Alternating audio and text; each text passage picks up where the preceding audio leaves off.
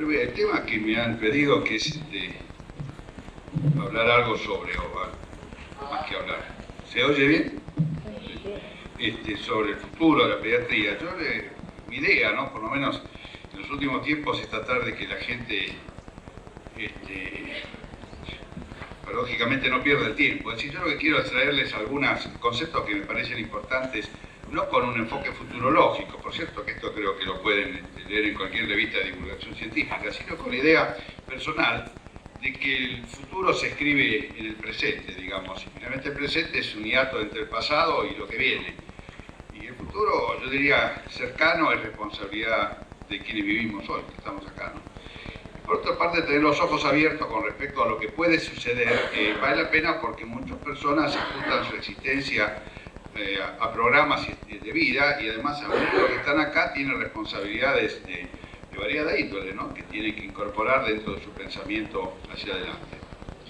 Una de las maneras de no tener futuro es vivir en el presente, como viven los niños pequeños o la gente muy enferma. Nosotros hemos visto con curiosidad como un adolescentes que piensan en el futuro como una característica de su edad, cuando están muy enfermos, o todos tienen enfermedades mortales o potencialmente mortales, dejan y viven exactamente en el futuro, viven en el futuro, el presente, digo, aún la hora de cada día, ¿no? Esto no es bueno cuando uno tiene la vida por delante y tiene responsabilidades y tiene deseos de hacer cosas.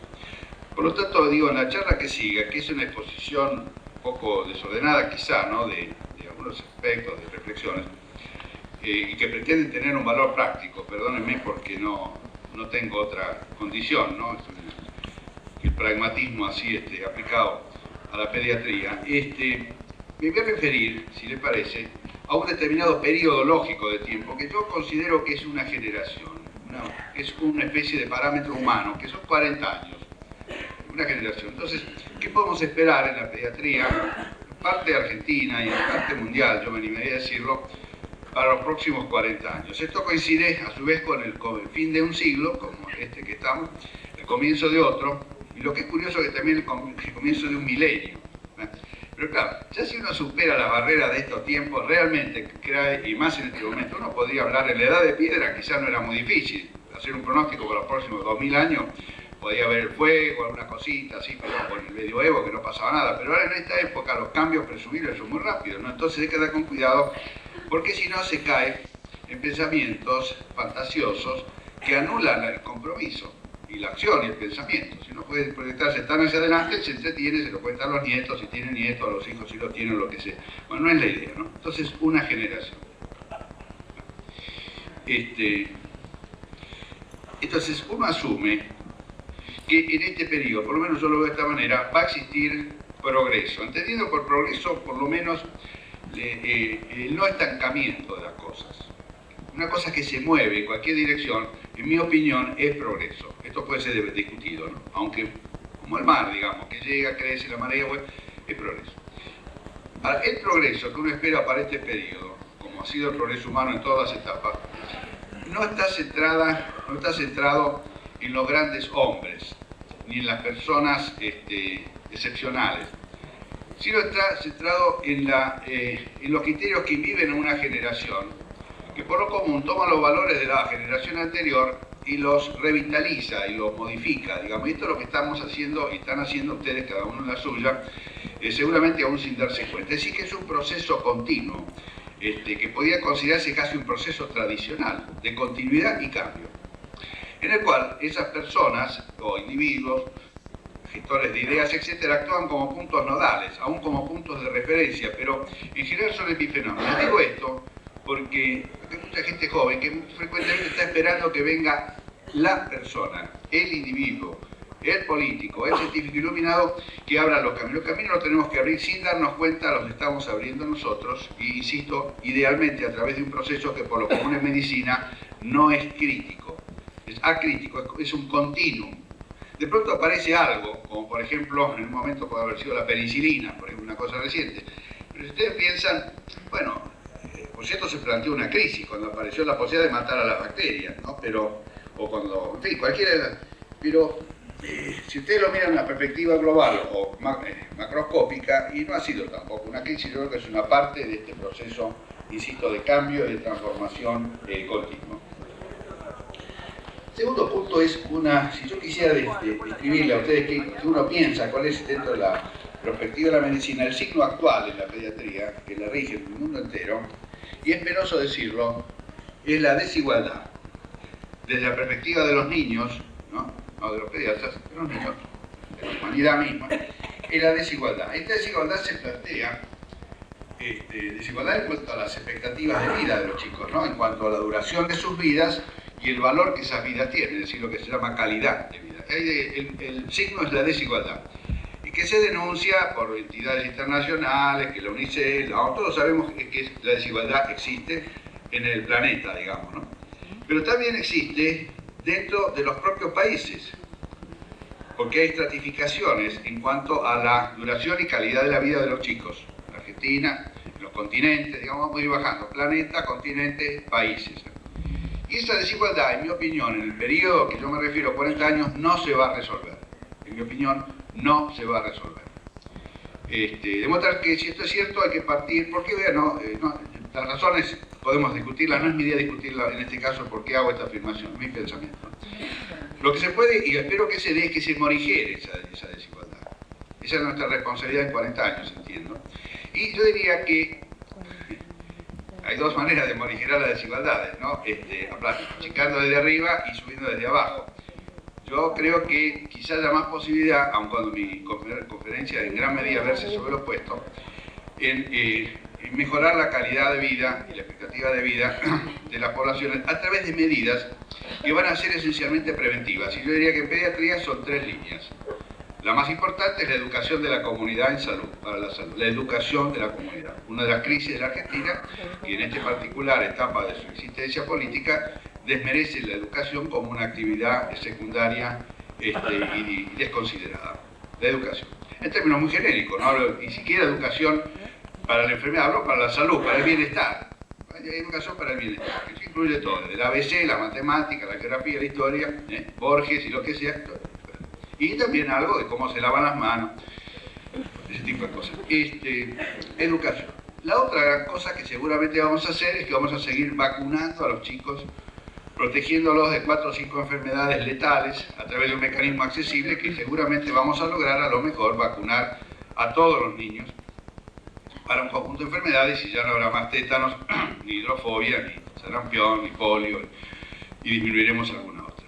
Y la tercera cosa que seguramente podremos hacer es mejorar la nutrición de la infancia, basados en el concepto de la nutrición temprana con el pecho materno y con un conocimiento mejor de cómo hacer llegar el cumplimiento de los requerimientos nutricionales a las poblaciones de niños de otra edad. Serían los 3 puntos que a mí se me ocurre que se va a poder hacer en este periodo de 40 años para subir un poco, achicar esa diferencia. Por cierto que, me acuerdo hace años en una entrevista a unos residentes, que no sé si entró a mujer pobre, pero que le preguntamos cómo haría para enfrentar una epidemia en un pueblito de tifoidea. Y después se le ocurrió que iba a comprar, no sé cuánto eran, 50, 100, 200 gramos de clorofenicol, digamos, ese tipo de enfoques. Es decir, nosotros no podemos pensar que para elevar el nivel de salud de la población de los chicos de América Latina, por ejemplo, lo podremos lograr incrementando la disponibilidad de equipos de diagnóstico, o de antibióticos o cosas por el estilo. Es decir, esto quizás se logre. Ahora, ligado a esto entonces, como concepto en salud, vale este concepto que toda acción en salud implica un costo que finalmente termina siendo económico, es decir, alguien paga por cualquier cosa que se haga en salud, por cualquier cosa que haga. Cuando digo paga, no solamente paga en términos de dinero, digamos, puede tratarse de otra forma de pago, digamos, del canje. Pero el gran peligro que tenemos en este aspecto de conseguir aplicar los recursos para estas 3 metas tan sencillas es que los recursos se agoten en la medicina científica tecnológica. Y es un aspecto al cual yo me voy a referir. Y en este aspecto, en este sentido, sería bueno que pensaran los que están acá, lo pensáramos todos, en tratar de no repetir los errores que han cometido en este plano los países desarrollados. Muchos de ustedes viajan, conocen, recorren el mundo y saben cuál es la enorme carga de frustración que tienen esos países una vez que analizan la situación a que ha llegado su salud pública, la pediatría en particular, a través de las conductas que han adoptado en los últimos años. Se ha dado procesos, por ejemplo, yo diría fácilmente objetivables, de deshumanización de la pediatría, de burocratización de la misma a través de los sistemas y subsistemas, la creación de una tecnocracia ligada al cuidado de la salud infantil, que agota gran parte de los recursos y los entusiasmos. Y curiosamente, esto ha llevado en muchas de estas sociedades a una situación muy curiosa, que es más salud, más duración de la vida humana, si se expresa una manera de expresar salud de una población, es decir, cuánto vive la gente, vive más gente, pero no ha aumentado el bienestar de esas personas vivas. Es una disociación. Es una situación curiosa en que hay más salud y hay menos bienestar. Un autor que yo conozco, una persona amiga, esta disociación tan curiosa entre bienestar y salud, él lo llama el fracaso del éxito. Es decir, porque en el fondo, si queremos que la gente esté más sana, es porque utilice la salud como una palanca para ser más feliz. Pero resulta que por ahí no es así. Que hasta se ha creado, y se está creando acá estamos, también lo tenemos. Cuando yo digo esto, obviamente también me puedo referir a un país muy desarrollado o a los niveles de desarrollo de un país subdesarrollado, como la Argentina, estamos en la misma historia, ¿no? Que se ha creado un mercado de personas sanas, pero que están muy asustadas. Están muy asustadas, porque se pregunta siempre cómo hago para seguir estando sano, y están siempre pensando en los peligros que los amenazan. Por ejemplo, una madre puede recibir mensajes, vea, si no tiene un pediatra a la vuelta de la esquina, ande con cuidado, porque a sus chicos les puede pasar cualquier cosa horrible, pero seguro. Y mire, no sé, si le da una salchicha puede tener el coli, y cuidado con el colesterol, y en fin, se da cuenta, y ni qué hablar de las personas mayores, pobrecitas, que son las que se conmueven más a medida que avanzan en la edad, empiezan a caminar tan despacito y con tantas pastillas en su casa que terminan no viviendo para cuidar la salud. Es decir, este problema de disociación, esta insatisfacción a la cual ha llevado una medicina que es la que se eligió. Entonces, si pudiéramos evitar un contagio masivo, ¿no? Porque lo tenemos, el contagio está, pero que ese contagio por lo menos no implique, idealmente en estos 40 años, desplazar los recursos necesarios para levantar el piso de la pediatría, a que estoy me refiriendo, para achicar el hiato entre estos dos, una polarización, ¿no?, entre estos dos niveles. Este tema me parece, son cosas que quería dejarles como pensamientos. Junto con este problema se ha planteado otro, que también se ve acá, que es la comercialización de la medicina. Es decir, la medicina, por sus orígenes, y yo diría hasta bien avanzado este siglo, estaba basada en principios de tipo humanístico, esencialmente. Por parte del médico, algo que se llama vocación, que es un tema muy complejo de analizar, y por parte de la población, en la seguridad de que contaba con algo para reparar la salud perdida, para mejorarla, y que, si bien puede estar involucrado en ello, el concepto económico no era el que primaba, y el acceso era fácil en ambas direcciones. Pero resulta que ahora no. La salud se ha convertido en un bien de consumo en esos países y en algunos estratos del nuestro, comparable a cualquier otro bien de consumo, como puede ser la televisión, la radio, la ropa, etc. Y está regido por las leyes del mercado cada vez más, y cada vez más es una fuente de beneficio económico para capitales que se invierten en salud. Casi todos o muchos de ustedes no saben que están trabajando y haciendo medicina, pero redituando un beneficio neto desde el punto de vista económico para personas que son sus patrones, son sus dueños. Incluyendo, por cierto, en esto a un Estado, que en ocasiones se comporta como el peor de los patrones, digamos, si hace trabajar a la gente, al médico, a las enfermeras, etcétera, sin cumplir, y no brindando al usuario el monto de servicios y la calidad que merece por lo que paga por ellos, a través de sus impuestos o del mero hecho de estar vivo en un país como la Argentina, y ya eso es una buena contribución. No, digo en serio.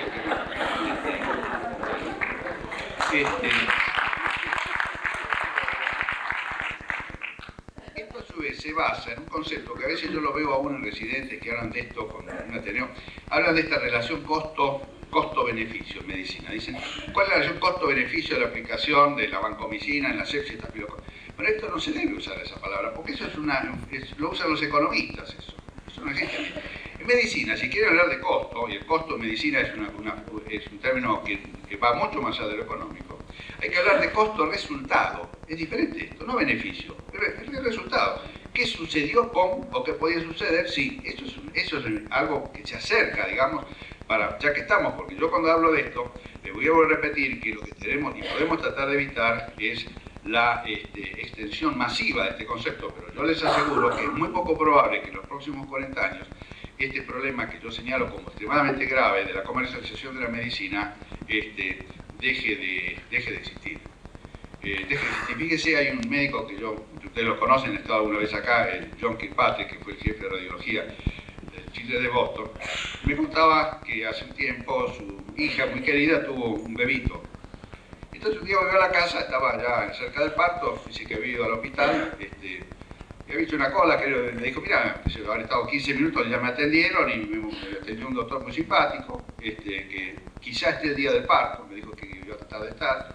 Y cómo se llama, no me dijeron, pero bueno, cuando vio y escuchó esto, dice, cuando mi mujer tuvo a mi hijo, esta misma chica, yo fui, la llevé del brazo, lo fui a ver a mi amigo al hospital, nombre y apellido, se sentó, era el jefe, no esperamos, tomamos café, no sé si es claro, y ella, terriblemente, estaba encantada de cómo la habían atendido en un hospital burocrático, donde se encontró con una estructura perfecta, limpia, ordenada, con aire acondicionado, con un médico que no sabía quién era, que la había visto por primera vez, no sé si es claro. Es decir, esto se da en todas partes y va a ser muy difícil modificarlo, pero va a ser necesario modificarlo en el tiempo, pero no lo vamos a poder lograr de inmediato, aun cuando, si estamos alerta, podremos evitar quizá que esto nos ocurra.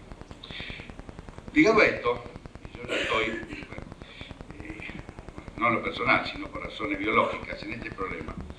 Se ha dado en el mundo, porque nosotros, perdón, como país latinoamericano, como país, no sé cómo llamarlo esto, país, no, me refiero, es un país muy complejo, la Argentina, porque tiene realmente, cuando uno recorre América Latina, características que no lo permiten asimilar por ahora a los países de Centroamérica o del área del Caribe. Tenemos algunas características que nos diferencian, pero aún acá, y mucho más en países más desarrollados, la capacidad de decisión en temas de salud se ha desplazado de la juventud a la edad mediana a la edad avanzada.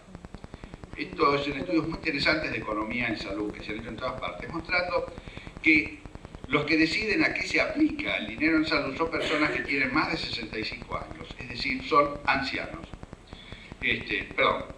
Son viejos, algunos además son ancianos, son personas viejas, envejecidos, y algunas ancianas con mucha edad. Estas personas, a su vez, lo que buscan, y es absolutamente lógico, es prolongar su vida. La meta de las personas ancianas, es lógico, es vivir más, y lo han logrado. Pero para vivir más, consumen la mayor parte del presupuesto en salud del mundo. Fíjense, por ejemplo, un estudio que salió en England hace poco, hecho en el estado de Nueva York.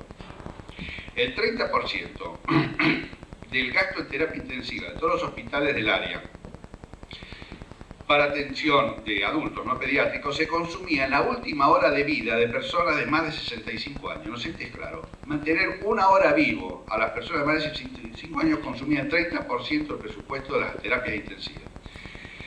Esto en realidad se basa en que, entre otras razones, en que primero estas personas, estas edades en general manejan la economía y la política de los países. Pese a que no estemos con consejos de ancianos, pero en todas partes del mundo, gran parte del poder se va acumulando por familias y por generaciones, estoy de acuerdo, pero finalmente cristaliza en personas que ya han dejado otros afanes en la existencia, que tienen otras características, quizá más gratas al pensamiento juvenil, y que entonces adquieren esa capacidad concentrada. Es inconsciente, pero se han hecho estudios mostrando, por ejemplo, cómo, y aún acá se está dando, ustedes fíjense que hay, yo tengo un gran afecto por los ancianos en general, empezando por los que fueron mis abuelos, pero estamos todos enloquecidos con el PAMI, ustedes pueden abrir cualquier revista y diario, qué sé yo, pero no hay un PAMI para los bebés, no hay un PAMI para las madres jóvenes embarazadas, no hay un PAMI para ello, no hay un programa intensivo, sostenido, con recursos aplicados, que salga la gente a la calle a gritar y a pelear y al Congreso para que se esté claro.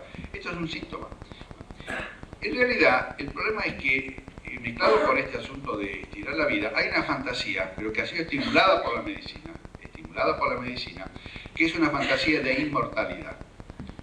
Es decir, con un poquito más de lo que nos da la medicina, que nos nos da los antibióticos, que nos da los trasplantes de órganos, que nos da las prótesis, que eso. ¿Quién te dice que con un poquito? Y bueno, y yo conozco cada vez más, y uno lo toma como cosa grata. Ayer contaba, esto es lo opuesto, ¿no? Una señora, una paisana, no sé quién era, que contaba anoche, que conocía a este hombre, que tenía 98 años, entonces la vida fue mucho tiempo, y la mujer siempre andaba a caballo, esta señora en el campo. Y dígame, señora, ¿sigue andando a caballo? Y dice, no, bueno, se compré, no, se murió el caballo. Eso me parece simpático, me parece simpaticísimo. Pero en la otra situación, realmente no es que se muera el caballo, sino que realmente las personas van estirando y realmente desvían gran parte de los recursos de salud hacia eso. Y esto quizá lo que haya que buscar en un futuro es un equilibrio. Y le cabe a la gente en la etapa adulta productiva el hecho de abogar, en el caso de los pediatras, abogar por el cuidado de otra etapa de la vida, quizá con el mismo interés y si es posible mayor interés, porque realmente hay muchas personas que llegan a edades muy avanzadas, pero que han tenido una vida que podría haber sido mejor, de haber tenido una mejor infancia. Y quizá, si pensamos aún en los ancianos, pensemos que en esas etapas avanzadas de la vida se vive mucho del recuerdo, de lo que uno ha sido cuando era joven y niño. Y bueno, aún para ellos, si los podemos iluminar, quizá los podemos ayudar a que no gasten tanta plata en estirar un poco más sus huesitos, pero que ayuden a que sus nietos vivan mejor, pensando que a su vez van a ser ancianos también más felices por esa vida. Esta es una propuesta que habrá que ver si la aceptan, ¿no? Pero este dilema, digamos así, entre gasto en salud para la juventud, la infancia, la adolescencia y la cosa. El otro concepto que yo creo que va a ser muy importante desarrollar con mucho cuidado en países como el nuestro, siempre siguiendo esta línea, es la delimitación de prioridades en salud. Prioridades.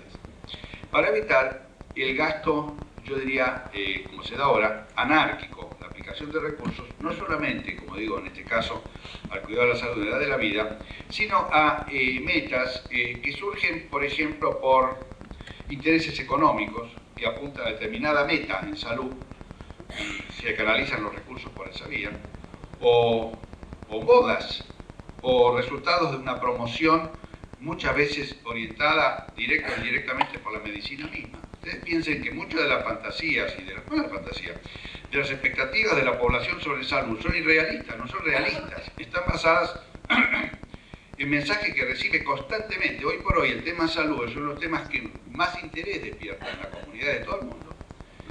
Pero ese mensaje muchas veces es insano, está deformado por estos, o por intereses, como yo decía, espurios, intereses económicos, pero también por modas, y aún yo diría por proyecciones de la conflictiva interna de la medicina hacia la comunidad.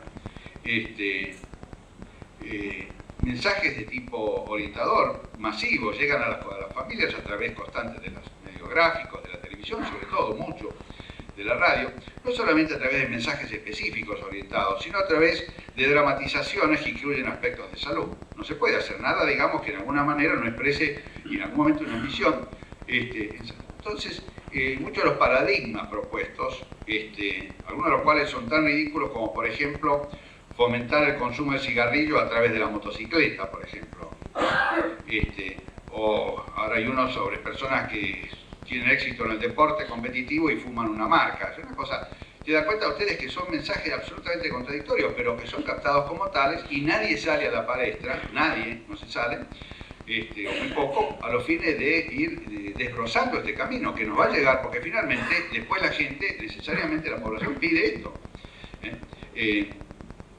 Así que el tema de la fijación de prioridades tiene que ser muy cuidadosamente hecho. Ahora, el tema de la fijación de prioridades ha sido, es y va a ser uno de los desafíos de mayor envergadura, porque hay varios problemas a hacerlo. Primero es quién fija las prioridades. Y segundo, yo diría, ¿qué es una prioridad en salud? Porque prioridad en salud no es necesariamente el problema más afligente, no es. Supóngase que el problema, quisimos, por ejemplo, proponer así como un ejercicio, que alguien dijera, bueno, ¿cuál puede ser la prioridad en este momento en salud en la Argentina para los próximos 40 años? Prioridad absoluta en pediatría. Bueno, y podrán decir, bueno, uno dice, una manera de verlo es decir, bueno, ¿de qué se mueren los chicos? Por ejemplo, de una manera. Entonces, se mueren de infecciones. Bueno, entonces, la prioridad son las infecciones, pongamos, ¿no? Esa es una mala manera de resolver, porque es muy poco probable que podamos limitar en los próximos 40 años y llevar a una reducción real el tema de las infecciones en pediatría, aunque sea la prioridad de ese punto de vista. La prioridad tiene que establecerse sumando elementos. Tiene primero que tener, en último término, tiene que estar concebida y fijada por la comunidad misma, que tiene que estar informada de cuáles son sus problemas y por las vías que se manejan en una democracia hacer llegar esta necesidad a las áreas en que se toman las decisiones y después a las áreas ejecutivas como son la nuestra, ¿no? Nosotros somos ejecutores en general. Lo segundo es que tiene que tratarse de un problema que pueda ser enfocado, es decir, que pueda ser o resuelto o paliado. Porque un problema muy importante que no tiene, por ejemplo, el problema del Chagas. Por ejemplo. El problema del Chagas, planteado con la metodología actual de vivienda adecuada para que no haya más chagásicos, no es prioridad, porque no tiene solución por esa vía en este periodo de tiempo. Nadie puede pensar que va a haber casa, habitación adecuada para todos los argentinos que viven en la zona de pobreza. Eso no va a suceder. Ahora, si sale una vacuna anti-Chagas, y que esto lo vamos a comentar después, puede ser que eso sea prioridad. Entonces, en análisis de prioridad hay que andar con mucho cuidado, porque si no se gasta dinero con las mejores intenciones de este mundo en cosas que no sirven. Y que a su vez lo único que uno engendra es frustración, y esa frase común acá, que común en el porteño, sí, sí, en el argentino, acá en la Argentina no se puede hacer nada. Es que uno no elige adecuadamente a dónde dirigir el fuego, no sé si está claro. Porque al contrario, acá se puede hacer muchísimas cosas, pero muchas. No se puede hacer a lo mejor lo que uno quiere, ni todo lo que uno quiere, pero le diría que este es un país extraordinario, porque está tan lleno de problemas, tan lleno, no en serio, tan lleno de problemas chiquitos, medianos, grandes, que le da para cualquiera y toda la vida uno puede estar haciendo cosas, y cosas pero planteadas en lo posible, inteligentemente, y sobre todo detectando, en último término, acudiendo llevando a ese tema que todo el mundo insiste ahora, que es evitar ese famoso paternalismo que ha tenido la medicina en los problemas de salud, entendiendo que la salud es propiedad de la comunidad y los médicos lo que somos son personas que colaboran con la comunidad para mantenerla, cuidarla, orientarla. Es decir, entonces si la comunidad está mal informada, nosotros muy difícilmente podemos hacer la medicina que queremos. Si la comunidad no sabe lo que necesita, lo que tiene derecho en salud, no lo va a pedir y por lo tanto, aunque haya un fenómeno en un hospital y algo que se junte, los médicos hagan cositas, son ensayos. Y si uno lo piensa frecuentemente son burbujas de jabón, que satisfacen más el ego del médico, de los grupos, que realidades, porque, insisto, no están insertos dentro de un programa de prioridades. Cuando hablo de prioridades, y soy estricto en este sentido, de ningún modo pienso en que se van a establecer en un futuro regímenes o canales estrechos, cerrados, burocráticos, dentro de los cuales se tenga que vivir en una planificación que se ha demostrado que es incompatible con una buena medicina, sino que es la detección de las prioridades que son asumidas, digamos, no ordenadas, ¿no? Ni enclaustradas, sino son asumidas por los distintos niveles, es decir, el nivel del usuario, la comunidad, los niveles de decisión y los niveles de ejecución. De suma importancia esto. Yo creo que un tema que los pediatras vamos a tomar seguramente como rol es el de comunicadores sociales. En estos 40 años yo espero ver mucho más, espero parte de esos años estar observando el fenómeno de pediatras que van a tener roles de comunicadores sociales. Es uno de los roles típicos del pediatra para este comienzo de ciclo, el comunicador social, la persona que, por ser el abogado del chico, en el país como en la Argentina somos indiscutiblemente los únicos abogados que tienen los niños, somos nosotros.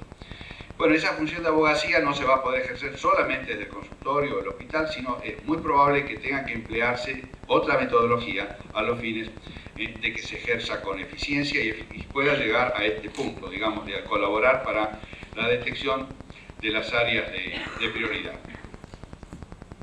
Ahora, junto con esto, y está salteando un poco de un tema al otro, pero está dentro de lo mismo, existe una propuesta, y ahora fíjense, viene bien esta reunión mundial, esa cumbre sobre ecología en Brasil.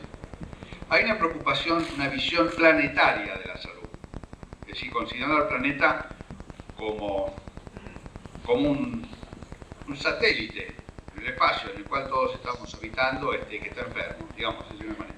Entonces, hay una visión planetaria, que algunas personas la viven con enorme profundidad y con honestidad, y creo que es uno de los caminos por los cuales se va a orientar, espero, la política, quizás no de los próximos 40, pero de los próximos 100 años, defensa del planeta.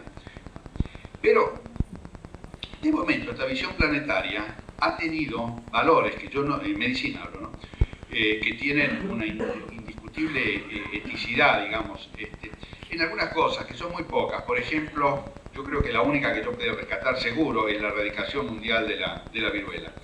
Pienso que eso ha sido una visión planetaria de un problema que ha sido resuelto a nivel planetario.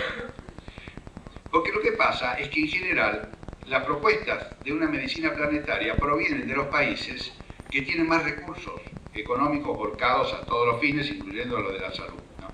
Y entonces, en realidad, lo que está surgiendo, yo lo percibo, es como una propuesta asociativa de aquellos países que tienen ciertos problemas de salud resueltos y no quieren que se los perturbe, que se ensucien los programas. No sé si es claro, mantengamos lejos la cólera, mantengamos lejos tal cosa, hasta que se mete el SIDA, que pone extra de contrabando, pero otros problemas. Entonces, esto realmente creo que es injusto, que es incorrecto. No es una visión planetaria, es asociativa, es una especie de cooperativa, digamos, de países ricos y poderosos que quieren que el resto del mundo se arregle como pueda en salud, con los subprogramas destinados a mantener en un estado tolerable, bueno, las hambrunas esto no es una visión planetaria. Yo creo que es lícito esto, yo creo que nadie tiene por qué pedirle al otro que se ocupe de los problemas de uno. Pero si hablamos de medicina planetaria, esto no es medicina planetaria, en absoluto, y yo creo que se está demostrando en esta reunión que una visión planetaria para ciertos problemas es difícil, muy difícil de lograr, y dudo que se logre en el periodo que yo me estoy refiriendo, que es una simple generación. Entonces andemos con cuidado, para mí por lo menos en este asunto. Esta visión asociativa, digamos así, hace que ciertos temas médicos muy concretos queden como, yo creo que es una buena recomendación esta para médicos jóvenes, como quistes, como, no trabajados, ¿no? Por ejemplo, es decir, ustedes habrán visto como ciertos, por ejemplo, vacunas. ¿Ustedes piensan que sería muy difícil que hubiera ya mundialmente una vacuna para el Chagas, por ejemplo? En absoluto. Un parásito grande, compárenlo con un virus, es una especie de zapato, digamos, lleno de antígenos, eso es muy sencillo. Pero no interesa, porque eso, digamos, no interesa a los países que tienen tecnología capaz. Creo que el único caso que se dio en la Argentina que pudo hacerlo fue el tema de la vacuna para el virus de Junín. Pero se hizo de un acuerdo entre la Argentina y el ejército de los Estados Unidos, no fue con el conjunto de los efectores de Estados Unidos. Bueno, y mandamos una persona y finalmente vinimos con la vacuna. Quizás sea un camino pero no va a haber un interés. El tema de la desnutrición, por ejemplo, es un tema que no se resuelve con el envío de los surplus o con las recomendaciones, con los congresos de nutrición, que ya estamos, no sé personalmente, no sé si acá trataron de ser un nutricionista, porque les tengo un enorme afecto, ¿no? Pero digo, ya un poco harto con los aminoácidos y la Argentina que tenían, cuando realmente uno sabe que los chicos que tienen de nutrición tienen carencias múltiples, y esto no se arregla ni de ningún modo con estas promociones. Bueno, entonces, el tema de nutrición, que no se nos diga que se está enfocando con un sentido que es un quiste, una cosa que, pero tenemos mucho para hacer acá. No sé. Y yo recuerdo hace mucho tiempo, yo conocí hace muchos años a una persona que tiene poca vigencia, que fue el doctor Gamble, que tenía Gamble Graham, un hombre muy inteligente. Y él me acuerdo que me dijo en Boston hace muchos años, vea, si usted investigación, trate de ver cosas que tuvieron vigencia hace un tiempo y ahora, porque la moda lleva en otra dirección, se han olvidado. Y la riqueza enorme de problemas no resueltos en medicina, que ha quedado, porque ya ahora surge de pronto una nueva metodología, una nueva tecnología, y todo eso queda. Eso es útil volver sobre ello. Y en nuestros países debemos siempre volver sobre aquello que no está en el pediatra, ni en uno de los pediatras, pero que sigue estando acá. Por eso es que tenemos que tener revistas propias, publicaciones propias, reuniones propias en que discutamos, además de los problemas de interés teórico, general y muy amplio, discutir, pero no para quejarse, estar lagrimeando, pensando que somos todos unos indígenas, no, con la idea de encontrar, porque, perdón, yo quiero insistir, esto no soy yo la persona para decirlo, ¿no? Que para mí la base del subdesarrollo está en el cerebro de las personas, es decir, que es la abolición de la creatividad. Es decir, el subdesarrollo es eso, cuando la gente empieza a sentirse subdesarrollada, a partir de ese momento se va hundiendo cada vez más en ese marasmo, digamos, ¿no? Junto con esta historia, de esta visión, que yo discuto esta posibilidad de una visión planetaria, entiendo con esto y con mi comentario que no se va a dar una pediatría planetaria, vamos, en 40 años. Esto será para, ya esta etapa se me... Quería detenerme un momento en el tema, que es un tema valioso, que en el cual pienso los pediatras debiéramos involucrarnos mucho más, y en estos 40 años, es en el tema del deterioro ecológico, con sus repercusiones sobre la salud humana y muy especialmente infantil. Digo esto porque creo que es un tema de suma trascendencia y que está conmoviendo a la comunidad en este momento, en todo el mundo, y en la Argentina en particular, en estos últimos años. Hay un interés creciente y una preocupación de los niveles de donde surgen y tienen que surgir las decisiones, que son los niveles societarios. Es decir, la sociedad está conmovida por el tema del deterioro de las condiciones de vida debido a la modificación del medio ambiente. Bueno, yo creo que la pediatría ha trabajado muy poco en este plano en la Argentina, salvo los toxicólogos, y algunos que han trabajado en algunos temas específicos, con resultados variados, o diría no siempre ideales. Creo que hay un campo enorme en para modificar, y yo diría con beneficios indiscutibles, porque es tan grave el problema en la Argentina, es tan terrible, tan tremendo, que pequeños avances que se logran en cualquier área van a tener una repercusión inmediata sobre la salud de miles de chicos, ¿no? y madres embarazadas, etc. Así que yo creo que esta es un área en la cual seguro van a trabajar ustedes, o vamos a trabajar todos sobre el comienzo del próximo ciclo. Una vez que se agieten las aguas, porque por ahora estamos en la denuncia de los problemas y la agitación de este tema, en cuyo caso no se puede trabajar porque uno rápidamente es tocado y no se puede hacer nada, digamos. Yo creo que muy pronto esto se va a sedimentar y va entonces a haber la oportunidad.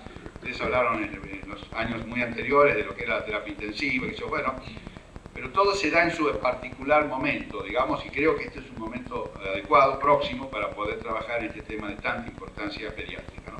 Introducirse. Bueno. Ahora, el otro tema que quería tocar, y creo que por ahí siento que a lo mejor estoy mortificándolo yendo de una cosa a otra, es el tema de la, por lo menos yo le he aceptado ese nombre de nueva morbilidad, es decir, la aparición en la Argentina, yo no sé si es la aparición o es el reconocimiento de cosas que no estaban en los libros de texto de pediatría, ni en nuestras preocupaciones, ni en la enseñanza de la pediatría, lo que debe llamarse la nueva morbilidad. Por esa nueva probabilidad es un híbrido, ¿no? Porque es la revisión de problemas que siempre existieron. Por ejemplo, siempre hubo niñas adolescentes embarazadas, siempre las hubo. Siempre hubo, por ejemplo, débiles mentales asignados a instituciones o atados con cadenas a sus casas para no molestar, siempre existieron. Es decir, siempre hubo psicóticos. Pero lo que ahora estamos en este aspecto es reconociendo esos como problemas médicos. En este momento pensamos que un alcohólico no es un vicioso, sino que es un enfermo, que una niña prostituida no es una marginal social, sino que es una enferma, que una niña adolescente que tiene un embarazo está en riesgo y merece nuestra atención. No sé si es claro. Es decir, lo que hemos producido en este caso es un cambio de óptica. Y hemos transformado esto del pasado ahora en una nueva realidad porque la vemos con otro color, con otra óptica. Eso es un grupo muy significativo y la riqueza es enorme esto. Ahora esto hay que enseñarlo porque esto es otra medicina que requiere otra estrategia, que requiere trabajo por ahí, en que el médico a lo mejor para esto en muchos casos el pediatra será incitador, pero no va a ser el efector central. Acá hacen falta otras ramas del conocimiento y de la acción para lograr la mejora en estas situaciones de nueva morbilidad. Estamos, yo diría que muy imbuidos de esto recientemente, hasta hemos hecho una reunión muy interesante en la Sociedad de Pediatría en que hubo más docentes que audiencia. Yo organicé un simposio, pero buenísimo salió, y resulta que realmente hubo muy poca audiencia porque estos son temas que conmueven y que uno trata de tenerlos fuera, porque por el momento es más esperable en un pediatra que le mire la garganta a los chicos, le tome la temperatura, le palpe el vaso, le escute el corazón y el pulmón y le dé o no una medicación a la familia, que se detenga para analizar la situación problemática de una familia marginal que ha nacido un hijo que es ciego, por ejemplo. Y bueno, los chicos ciegos existieron siempre, pero hasta ahora cuando tiene un hijo ciego, usted se lo arregla solo. Podemos decir que los chicos no tienen que ser sordos, pero los chicos que están sordos y la familia no tiene dinero para comprar una prótesis siguen sordos forever, ¿no es así o no? No hay ningún programa para chicos amplíos, pesos ciegos, no existe, y esos chicos siempre existen. Por ahora sabemos que existe y no queremos que esto siga así, y tenemos mucho por hacer, son temas de enorme interés. Esto es un grupo, nueva morbilidad, pero hay otro grupo más interesante, a mi parecer, que es responsabilidad médica, que son las que nosotros hemos creado. Los chicos que hemos curado de cáncer, por ejemplo, pero que no quedaron normales. No quedaron, porque o tienen en su cuerpo las marcas de lo que le hicimos, o lo tienen en la mente, o tienen estigmas sociales. Ustedes saben lo que pasa con esto. Si usted va a un prepago y dice que ha tenido cáncer, el prepago no lo va a asociar. Si usted va a un empleo y dice que está curado de cáncer, nadie lo va a emplear. Yo tengo problemas con mis pacientes trasplantados de riñón. Tengo una niña que yo quiero tanto, que es una mujer ahora. Pero está haciendo una tarea valiosísima a través de la justicia. La chica tiene un riñón trasplantado hace 15 años, está perfecta. Ella luchó toda su vida, pobrecita, por salir adelante, era una niña huérfana, bueno, consiguió salir adelante.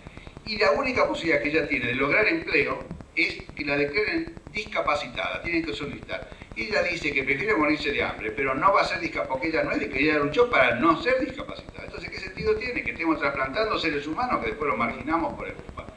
Son temas fascinantes, ni que hablarle de los pretérminos chiquititos que da cada uno. El campeonato es, cuanto más pequeño es el prematuro que vivió, pero lo importante es que algunos de estos chiquitos, todos requieren una supervisión y algunos necesitan mucha ayuda después para insertarse positivamente en la sociedad, sino que son de nuevo. Hay una enorme cantidad entonces de subproductos de nuestra medicina que están generando una nueva morbilidad, de sumo interés, y que tenemos que velar por ella, y ese es un campo que tenemos que desarrollar en este periodo mucho más de lo que lo hemos hecho hasta la fecha. Y es de sumo interés, es fascinante. Bueno. Ahora, saliendo a otro tema, y ante estos planteos que yo estoy haciendo, que otra gente hace con más lucidez, puede surgir, y a veces noto que surgen, unas especies de ansias, de mucha gente, yo diría de un disenso primitivista, barato, digamos, como en la vuelta a la América precolombina, digamos, ¿no? Entonces, se ve esto como una polarización que es bastante común, puesto que estamos ante esta situación de esta invasión científico-tecnológica, que yo ahora me voy a meter un poco en esto, etcétera. Una posibilidad es como volver a la fuente. Bueno, yo creo que esto es una forma, y algunos médicos destacados, ¿no?, que están dando yuyos, tirando el cuerito, haciendo cosas por el estilo, una vuelta al animismo, al curanderismo, a la brujería y cosas así, que estos son maneras equívocas de eludir la realidad, porque nosotros pertenecemos, como país, a la cultura de Occidente, y la cultura de Occidente, que se elaboró a lo largo de los últimos, yo calculo, 700, es una cultura de la cual no podemos resignar, salvo acá habrá algunas personas que pueden tener antecedentes nativos, indígenas, digamos, valiosísimos y que quieren hacer primar sobre otros,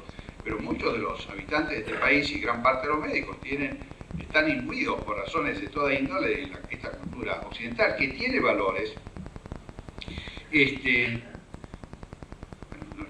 No voy a revisar, ni tengo capacidad para revisar los filósofos que fueron responsables de estos valores, pero la racionalidad, por ejemplo, es una característica de la cultura nuestra occidental, digo, de Occidente. El concepto de persona, por ejemplo, es de nuestra cultura. El concepto de libertad es de nuestra cultura occidental. El ansia de progreso, por ejemplo, que está implícito en todos nosotros, ansia de cambio. Y junto con eso, como concepto aplicado al espíritu científico, que no es innato, no es instintivo, y tecnológico. Yo ahí, claro, yo creo que cuando uno analiza esto, quizá tiene que remontarse a mucho más atrás, y yo personalmente creo que llegado a este punto, ciencia y tecnología, todo depende un poco de qué definición uno aplique, porque realmente uno puede ver que quizá sea propiedad del animal humano, digamos, el tener esta necesidad y esta capacidad de pensar científicamente y aplicar tecnología a resolver sus problemas. Ustedes piensen, bueno, todos hemos pensado muchas veces, esos avances tecnológicos tremendos, digamos, de nuestros ancestros, lo que debe ser el significado de la primera arma, por ejemplo, el primer arco, la primera flecha, el primer fuego, la conservación del agua, etcétera, cosas de la alfarería.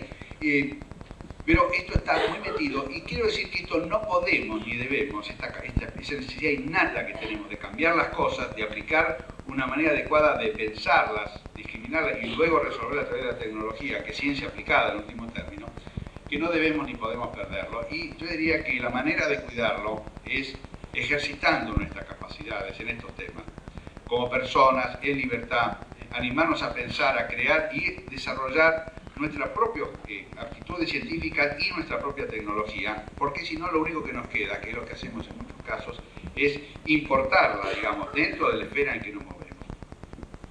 Por cierto, que yo no estoy proponiendo a la ciencia como una superstición, sino como una religión en cuanto a norma, es decir, el actuar científicamente como norma, como religión.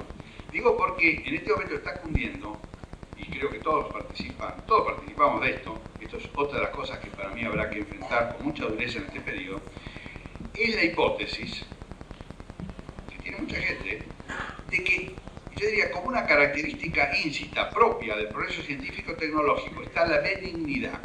No sé, es decir, que la ciencia es buena y la tecnología es benigna. No otra cosa puede venirnos que bienes de la ciencia y la tecnología. ¿Por qué tiene que ser así?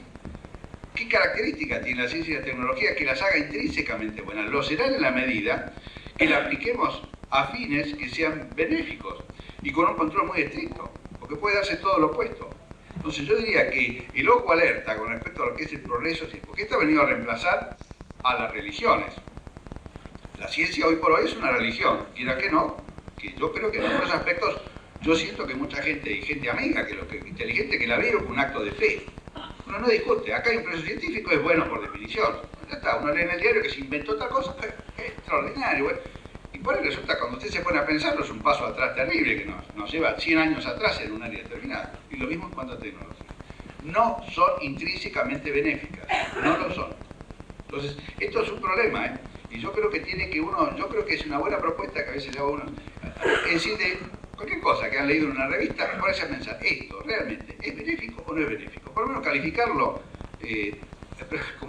animarse a analizarlo desde esa perspectiva. Se van a dar muchas sorpresas realmente, ¿no? Fuera del juicio subjetivo, que bueno, puede ser que... Otro tema que va a preocupar en este periodo, creo que ya está preocupando cada vez más a la medicina y la pediatría, es el dilema entre los medios y los fines.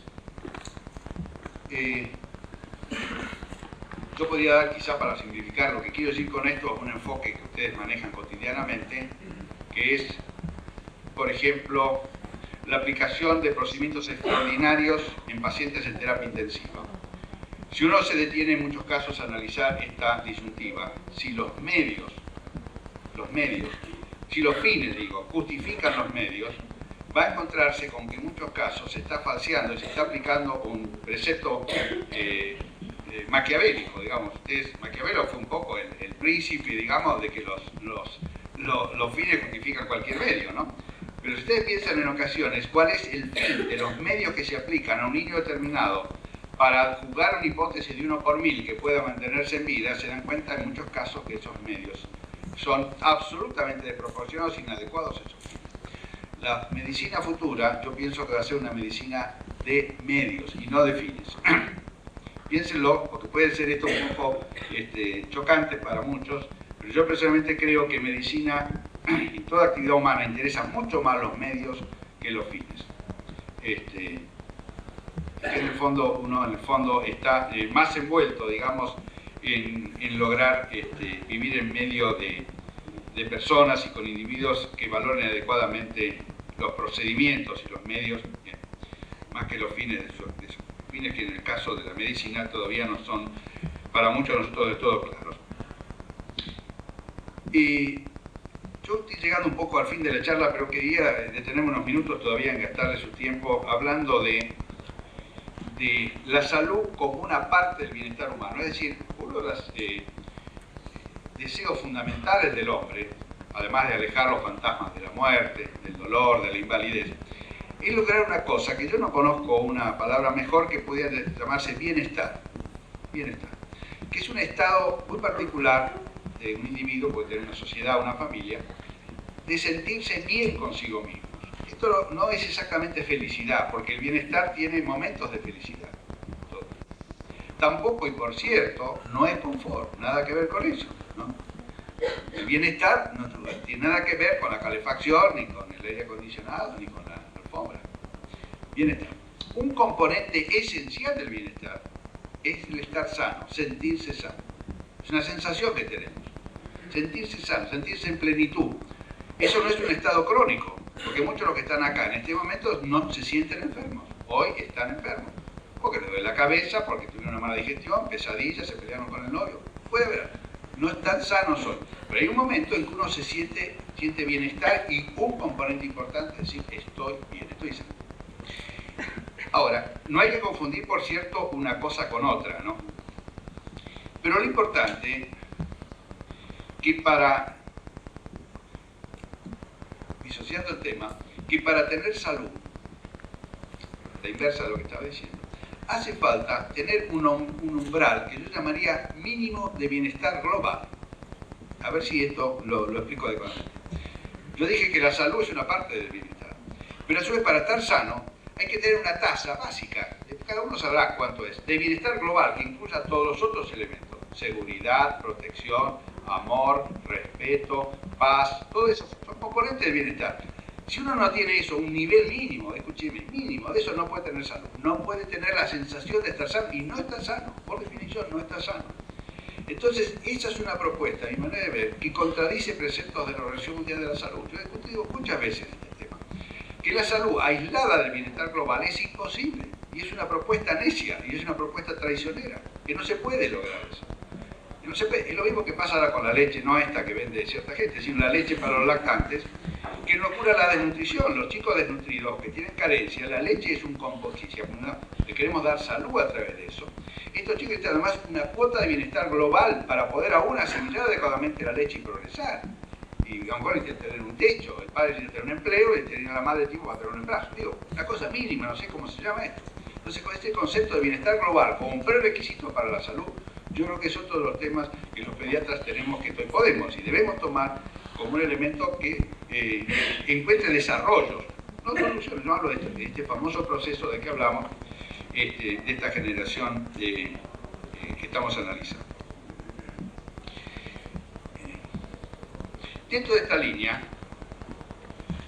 la propuesta que quería dejar, hay un hombre muy interesante, se llama Bowden, es un psicólogo social, ¿no? Pero que creo que es médico también. Y dos de los aspectos de este hombre quería dejar como comentario. Uno de ellos es que la salud humana y el bienestar humano puede ser analizado de una perspectiva entendiendo que tiene un componente que él llama tangible y un componente intangible. Por ejemplo, el componente tangible, por ejemplo, en salud humana puede ser la presión arterial de un individuo o los cifras rojos, o puede ser, por ejemplo, para un tema de salud pública, el número de muertes en menores de un año, son tangibles. Pero en cambio son intangibles la creatividad de esa persona, por ejemplo, los valores que lo impulsan a moverse diariamente, sus ideales, el sentimiento de utilidad y de correspondencia, y así. Y lo que pasa es que los valores tangibles han podido ser sometidos a las leyes matemáticas de la estadística y hemos adquirido en los últimos 50, 70 años el error conceptual de querer transformar a la biología en números, que quizá filosóficamente sea una meta, porque finalmente este asunto de Einstein debe ser cierto, pero por ahora uno prefiere retener a lo que es vivo, a la vida misma, en campos que incluyan la cuantificación, pero al mismo tiempo acepten la calificación. Y yo creo que este tema, digamos, de preguntarse cada vez más sobre la calidad de las cosas y los aspectos inmateriales que él llama, este hombre, intangibles, como parte del bienestar y de las metas que queremos alcanzar. Justo por esto quiero que sea claro el punto. Él dice una cosa fascinante, este hombre, que aplicando un concepto darwiniano ahora de la selección de las especies, existe la absoluta imposibilidad de que lo que estamos acá, nosotros que somos urbanitas, somos personas que vivimos en ciudades, hayamos modificado nuestra estructura genética gestada probablemente hace, pongamos, alrededor de 500 o 600.000 años o 1 millón de años, cuando éramos en aquel entonces cazadores-recolectores. Es decir, que genéticamente todo lo que estamos acá no podemos, porque el tiempo que tarda para lograrse a través de mutaciones sucesivas modificar el genoma y por lo tanto las características de la especie, no se dan en estos plazos porque las ciudades existen, según yo no sabía este detalle, aparentemente hace alrededor de 4.000 a 5.000 años que se han creado en el mundo ciudades en las viejas culturas, ¿no?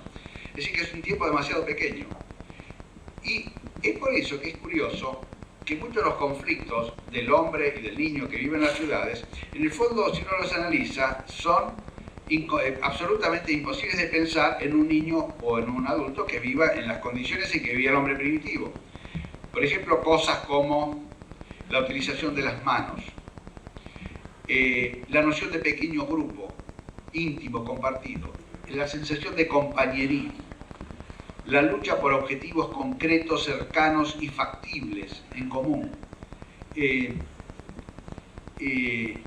temor a la soledad, una cantidad de cosas, el temor, el horror a la anomia, eran características de este hombre primitivo, de este hombre, y que en el fondo, según dice esta persona, genéticamente lo somos, al punto tal de que ahora en muchos países están apareciendo, y el paradigma según él es Japón, personas que están trabajando en uno de los países más urbanizados del mundo, digamos, para colaborar a evitar lo que está sucediendo, que es la enorme cantidad de individuos que mueren jóvenes suicidándose por no poder soportar la vida urbana y las exigencias de la industrialización. ¿Y cuáles son las propuestas? Crear pequeños grupos, buscar mecanismos de vínculo, no ocasionales como son sentarse a tomar whisky o a jugar al padre, cosas así, sino hacer cosas constructivas juntos, que apunten a metas.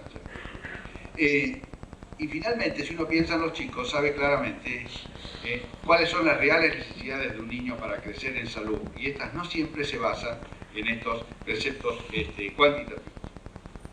Bueno, yo le quería terminar con dos cosas que quería dejar como mensaje. Que serían, ¿cuáles pueden ser los requisitos que teníamos que tratar de mantener nosotros para esta tarea de futuro cercano, ¿no? Yo pienso que la primera de todas las cualidades que yo esperaría ver en un pediatra es la capacidad de asombrarse.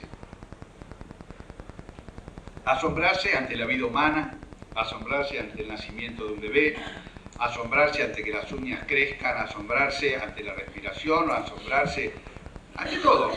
Tener los ojos, si es posible mantenerlos lo más tiempo posible, candorosos del niño que aprende, que está abierto, que tiene todos los canales abiertos y que tiene esa capacidad que muchas veces anulamos por pudor. Tenemos que podernos asombrar. Y realmente yo creo que no debe haber ninguna profesión que brinde más capacidad, más posibilidades de asombrarse ante todo. Yo creo que si uno recorre cualquier día de lo que ustedes hagan, está lleno de cosas asombrosas, maravillosas, en la medida que uno abra los ojos.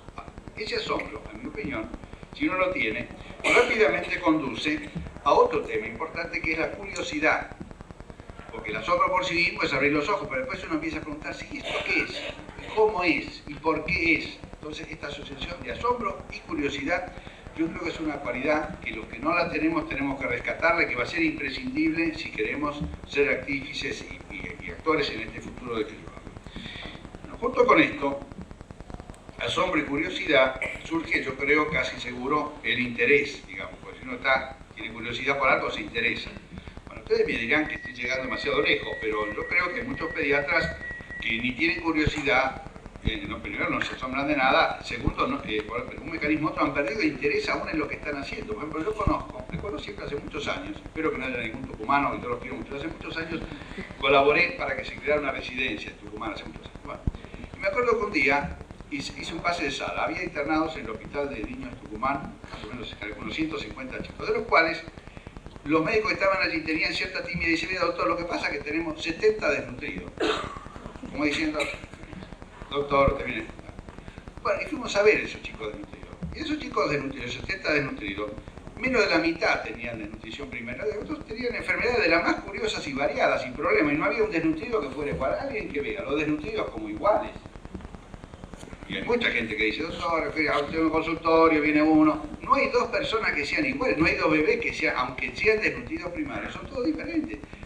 Todo es distinto en ellos, porque y la posibilidad de ver la diferencia, para eso hay que tener esta capacidad de asombro, esta curiosidad, es la única posibilidad que tiene uno de ayudarlo, porque si no lo que les aplica es, yo diría, un cartabón unificador, que lo único que hace es no resolver nada, es crear un nuevo problema por el individuo, que encima tiene calificativo de desnutrido, hijo de madre desnutrida y de abuela molesta, porque imagínense, es un calificativo común, un consultor externo, ¿para qué sirve entonces? No sirve de nada. Bueno, entonces, esta situación no es infrecuente, se está perdiendo. Bueno, y después, junto con el interés, surge un sentimiento que es el compromiso, la empatía, que es un un sentimiento que creo que el médico tiene hacia sus pacientes cuando pasan estas etapas, y el compromiso. Compromiso que el médico no puede evitar bajo cualquier circunstancia, aun cuando cada vez más, por las razones que yo mencionaba al principio, la burocratización y la explotación de la medicina tiende a que el médico en ocasiones eluda o no pueda adquirir el compromiso que es necesario para el acto médico para con su paciente y la familia de su paciente. Por cierto que este pediatra, digamos, es bastante modesto lo que pido, además de esto, yo creo que tiene que saber medicina. No, en serio, tiene que saber lo más posible, tiene que saber, tiene que informarse y también formarse. Por lo tanto, eso que ustedes están haciendo, de hacer todas las tareas que hacen, todos los que están acá, vienen un curso, hacen presión, esto es esencial, porque no podemos volver un paso atrás. Es decir, ha costado mucho en Argentina que haya una generación de pediatras de muy buena formación médica, y es un privilegio que tiene la Argentina, eso se debe mantener e incrementar. Entonces, desgraciadamente no hay alternativa, y esto es una actividad continua, porque cuando uno baja la guardia empieza a perder terreno. Entonces, la educación continua del pediatra es una meta que hay que perseguir cada uno de nosotros y los que tienen responsabilidades grupalmente. Bueno, y la última cualidad que es genérica es la humildad. Bueno, qué ver. Digo humildad, quizá en un sentido, y voy terminando ya la charla, ¿no? Porque una de las propuestas erróneas de muchos profesores, no sé los de ahora porque no tengo el gusto de estar demasiado cerca de ellos, pero en el pasado, los profesores que teníamos nosotros eran como personas muy poderosas, y realmente eran, y tenían en sí mismos, o proponían, imponían en el estudiante la sensación de que ellos lo podían todo, es decir, que podían curar directamente. Y en el fondo yo fui enseñado en la facultad como que fuera una máquina para curar. Cuando uno empezó a hacer la medicina como practicante, se dio cuenta que muchas veces no podía curar. Que los chicos no se curaban, no se morían, no sé lo que pasaba. Uno tardó mucho tiempo en darse cuenta que no es para eso uno médico. No es eso. Uno está hecho básicamente para cuidar a personas. Que es cuidar la salud de las personas, ¿no? En muchos casos esto no incluye la curación. En muchos casos no incluye la curación. Entonces, este pediatra futuro tiene que poder, porque para cuidar hay que incorporar un componente afectivo, porque uno puede curar a alguien sin tener ningún sentimiento hacia esa persona, puede hacerle cosas, pero para cuidarlo tiene que tener algo de sentimiento hacia él. Entonces, la medicina futura, la pediatría moderna, esta que estamos hablando, incluye y yo diría en situaciones extremas, cuando el médico pediatra no puede curar y la situación ni siquiera es pasible de ser cuidada, siempre existe posibilidad de ayuda. Es decir, la ayuda a un niño muriente, digamos, conversábamos, no sé, antes de ayer, ¿dónde fue? ¿Con quién fue? Estaba muriendo un chico, con una madre psicótica, un problema, el chico estaba muriéndose solo. Entonces, en ese momento, que no se sabía qué hacer, bueno, se había pasado por estas etapas, quizás la única posibilidad que quedaba era ayudarlo a bien morir. Y este chico lo que necesitaba era poner sus ojos en otros ojos. Es decir, y fue lo que se sugirió que se necesitaba hacer, que alguien lo mirara a la cara, porque cuando un chico se está muriendo, en general nadie le mira a los ojos, y el chico necesitaba mirar a otros ojos. Ustedes saben, hay que hablar de los pediatras, conocemos lo que es el valor de la mirada. Digo, antes se pensaba que el ojo era un aparato receptor. Bueno, yo diría que más importante que receptor es emisor, ¿no? Los ojos, nuestros ojos, emiten constantemente. Bueno, y no hay nada más que le pasa a un ser humano que encontrarse con los ojos de otro ser humano que lo mire o con comprensión o con afecto y si es posible con amor. Bueno, hay límites del accionar pediátrico que tienen esa sutileza y que son tanto más complejos a lo mejor que actos complejísimos del curar. Y uno tiene que prepararse para todo esto, porque la gente ya quiere todo esto. La gente y las comunidades, si la educamos adecuadamente, va a buscar de nosotros aquello que realmente tenemos y que a veces lo negamos porque hasta se considera que es una actividad pervertida o poco valiosa. Yo me acuerdo cuando empezamos con la residencia en el Hospital de Niños, que uno buscó acá con afecto, hicimos muchas cosas buenas, pero muchas cosas, escúcheme doctor, que no eran tan santas, ¿no? Fíjese, por ejemplo, que había un conjunto de médicos, que eran muchos de ellos, muy buena gente. ¿Y sabe cómo los llamamos? Los llamamos picapiedras. Picapiedra. Y era gente que tenía mucho por enseñarlos, pero lo que ellos sabían no nos interesaba saber. No nos interesaba. Terrible. Bueno, Así que no hay que volver a eso. Ahora, tampoco estoy hablando de que se gente de una generación, porque los picapiedras de la gente macanuda le faltaba quizá esto otro, que yo creo que uno está pensando en un profesional que tenga un conjunto de cualidades y que se ocupe de cultivarlas y perfeccionarlas y que no se niegue, por cierto, una para tener la otra, ¿no? Bueno, y finalmente, para terminar, yo diría que una de las cosas que seguramente se va a dar, porque estamos, insisto, con los tiempos apurados, es que la ubicación con respecto a los problemas de salud, yo hablo más bien como médico clínico, que es lo que yo soy, ¿no? Médico de individuo, porque hay otras visiones, otros enfoques, la medicina de masa, la medicina comunitaria, salud pública. Digo, en la medicina individual, yo creo que hay que llegar cada vez más a proporcionar al paciente, a la familia, lo que se llaman diagnósticos operativos, inclusivos, es decir, lo que se puede llamar, algunos en sajón la medicina comprensiva, pediatría integral. ¿Qué es lo que puede llamarse diagnóstico operativo? En que uno pasa por todas las etapas del diagnóstico, sindrómico, síndrome de dificultad respiratoria, después lo localiza en el pulmón, neumonía, después le pone si quiere el germen, neumococo, etc., todo lo que sea. Después de eso, entonces dice lactante, lo coloca en una edad, en una familia con nivel socioeconómico, en una provincia de Catamarca, etcétera, etcétera. Y cuando termina de hacer todo eso, entonces dice, ¿y ahora qué? Ese es el diagnóstico operativo. Porque es lo único que le importa a la familia y al chico. ¿Y ahora qué hacemos con todo esto? Es decir, y eso conduce a algo, termino con esto, que es un tema muy complejo de debatir y analizar, que es el de las propuestas de tratamiento curativo, reparador o como sea, estratificadas o normatizadas. Es decir, yo creo que una de las cosas que mal hemos hecho, todos, muchos lo tienen acá, es usar mataburros o tener normas institucionales, etcétera, sin saber que las normas están para no cumplirse y que los mataburros y los libritos, qué sé yo, son puntos de reparo, pero no directores de conductas. Ahora, cuando uno no cumple una norma, por ejemplo, puede ser porque la norma está mal hecha, cosa que es muy común, o bien porque uno tiene elementos de los cuales se hace responsable, por los cuales esa norma no es aplicable a este sujeto dado en esta situación determinada. ¿Es así? Una situación muy terrible, que yo no quiero dejarlo como una crítica, ni mucho menos, es para ciertas afecciones, los tratamientos normatizados, protocolizados. Esto habrá que ver en un futuro, digamos, si con excepción de las enfermedades en que se protocolizan con fines de investigación y en que los sujetos incluidos están conscientes que son incluidos en protocolos, yo creo que esto es una medicina que yo espero que no, porque quizás sea buena, yo no la veo como en la medicina para estos 40 años, la medicina protocolizada, cuyo paradigma es el tratamiento de las neoplasias infantiles, por decir un ejemplo, ¿no? Que es muy valioso todo esto y ha conducido a grandes avances, pero yo creo realmente que el tratamiento debe ser, a la larga, sobre una base lógica y entendible, individualizado, y el manejo individualizado sobre la base de un diagnóstico operativo. Y es por eso que si uno está metido en un pueblito en la quebrada de Humahuaca, el manejo que haga de un problema de salud sea tan bueno y tan adecuado, con un buen diagnóstico de situación, allá como acá, aunque haga acá una cosa, o si hiciera una cosa acá, muy diferente a la que haga el otro médico allá. En el aspecto que podría llamarse geográfico, cultural o económico. Pues puede darse también con respecto a individuos dados.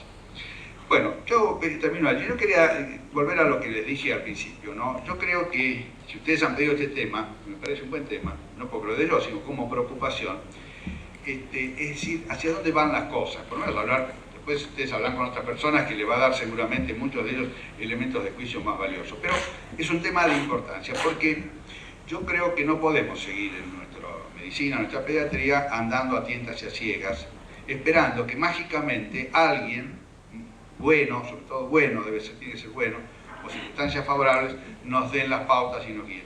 No, esto es responsabilidad nuestra. La medicina que se haga en estos 40 años depende absolutamente, yo lo tomo así, de nosotros. Por cierto que cuando yo digo depende, de ningún modo estoy diciendo que se va a lograr lo que nosotros queremos. Simplemente lo que podemos hacer seguramente es modificar favorablemente lo que suceda en una dirección determinada. Porque, que yo sepa, las decisiones en medicina nunca se han alcanzado en el cielo, sino en la tierra, digamos. Se trata de problemas humanos, y los problemas humanos son problemas. ¿Qué va a ser? Bueno, sería esta la charla. Muchas gracias.